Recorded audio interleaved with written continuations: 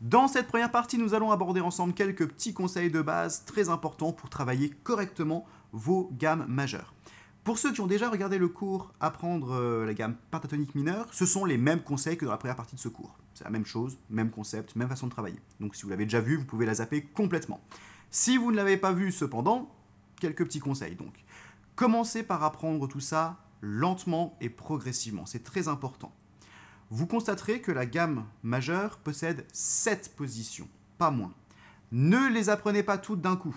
Vous apprenez une position, vous la travaillez correctement, puis après vous apprenez la deuxième position tout en continuant de travailler à la première et vous ajoutez les positions une par une, petit à petit.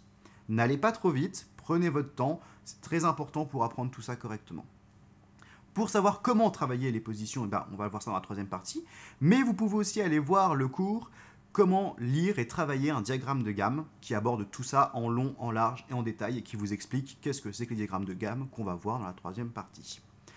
Au niveau de la main droite, c'est conseillé de le faire au médiator.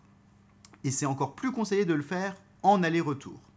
Si vous n'êtes pas très à l'aise avec l'aller-retour, ou avec le médiator en général, vous pouvez le faire en aller simple ou au doigt si vous souhaitez. Mais je vous conseille quand même fortement de le travailler au médiator en aller-retour, parce que les gammes majeures, en plus, c'est un excellent exercice pour ça. Donc si vous n'êtes pas très à l'aise, ça vous fait une occasion de travailler. Au niveau de la main gauche, on a plusieurs doigtés, plusieurs choses à voir sur le placement des doigts, etc. Donc de manière générale, respectez bien la position qu'on a abordée dans le cours. Quelle position pour le corps et la main gauche. Assurez-vous de bien mettre le pouce derrière le manche et de bien mettre vos doigts arrondis, etc. Et pour les doigtés, on verra tout ça en détail dans la deuxième partie.